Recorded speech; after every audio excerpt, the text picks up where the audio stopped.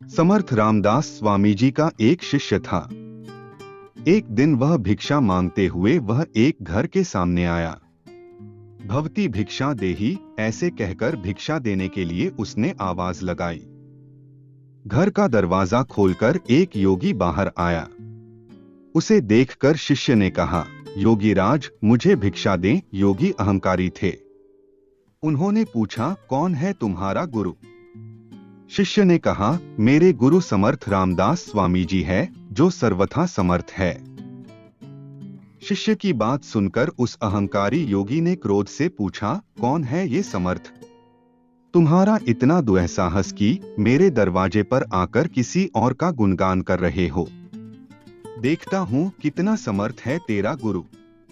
मैं तुम्हें शाप देता हूं कि कल का सूरज उगने से पहले ही तुम्हारी मृत्यु हो जाएगी। यदि तुम्हारे गुरु इतने श्रेष्ठ हैं, तो तुम्हारी मृत्यु टालकर दिखाएं। यह सुनकर गांव वाले बोले कि इस योगी का दिया हुआ शाप कभी भी व्यर्थ नहीं जाता। शिष्य ने यह सुना तो वह घबरा गया। वह उदास होकर आश्रम लौट गया। उसे देखकर स्वामी जी हंसते हुए उसे बोले, ले आया भिक्षा। बेचारा शिष्य क्या बोलेगा। उसने कहा, जी गुरुदेव, भिक्षा में अपनी मृत्यु ले आया हूं। ऐसा कहकर शिष्य ने पूरी घटना अपने गुरुदेव को सुना दी। गुरुदेव बोले, अच्छा, अब भोजन कर ले। शिष्य ने कहा, गुरुदेव मेरे प्राण सूख रहे हैं, अन्न का एक दाना भी मेरे गले नहीं उतरेगा। उस पर समर्थ रामदास बोले, अभी पूरी रात शेष है, चिंता न करो। ऐसा कहकर समर्थ जी भोजन करने चले गए। सोते समय समर्थ जी ने शिष्य को बुलाकर कहा, मेरे चरण दबा दे। शिष्य ने कहा, जी गुरुदेव, जीवन के अंतिम क्षणों में आपके चरणों की सेवा करने की ही इच्छा है। और उसने गुरुदेव के चरण दबाने आरंभ किए। समर्थ ने कहा, चाहे जो भी हो, चरण छोड़कर मत जाना। ऐसे गुरुदेव जी ने 3 बार दोहराया और वे सो गए। शिष्य पूरे भाव से गुरु के चरण दबाने लगा। अपना शाप पूरा करने के लिए रात्रि के पहले पहर में उस योगी ने एक सुंदर स्त्री को भेजा। वह दरवाजे पर आकर शिष्य से कहने लगी, यहाँ आकर सोने चांदी से भरा घड़ा ले लो। शिष्य ने कहा, क्षमा करें देवी, मैं गुरु सेवा में हूँ, आप चाहें तो यहाँ आकर मुझे दें। उस स्त्री ने कहा, नहीं, तुम्हें यहाँ आना होगा। परंतु शिष्य गुरु की आज्ञा का पालन करते हुए बोला, मैं सेवा छोड़कर नहीं आऊंगा। अहंकारी योगी का पहला प्रयास असफल हो गया।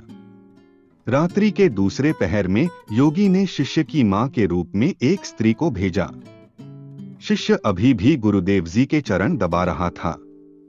तभी दरवाजे से आवाज आई, बेटा तुम कैसे हो? शिष्य अपनी मां को देखकर सोचने लगा, अच्छा हुआ मरने से पहले मां के भी दर्शन हो गए। मां का रूप धारण की हुई स्त्री ने कहा, बेटा मेरे पास आओ, तुमसे मिले बहुत दिन हो गए हैं। शिष्य ने कहा, मां मैं गुरु सेवा कर रहा हूं, इसलिए आप यहीं आ जाओ।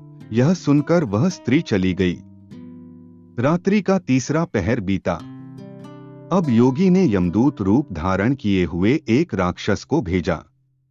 दरवाजे पर पहुंचकर वह शिष्य से बोला, चल मैं तुझे लेने आया हूं, तेरी मृत्यु आ गई है। शिष्य बोला, मेरा काल हो या कोई और हो, मैं नहीं आने वाला।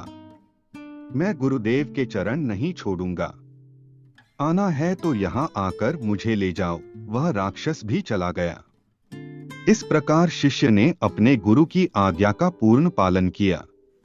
प्रातः काल में गुरुदेव समर्थ रामदास जी जागे। शिष्य अभी भी उनके चरण दबाने की सेवा कर रहा था। उसे देखकर समर्थ बोले, सुबह हो गई। शिष्य बोला, जी गुरुदेव सुबह हो गई। गुरुदेव हंसते हुए बोले, अरे तुम्हारी तो मृत्यु होने वाली थी न, परंतु तुम तो जीवित हो। शिष्य ने रात्रि के हर पहर में घटी सारी घटनाओं का स्मरण किया।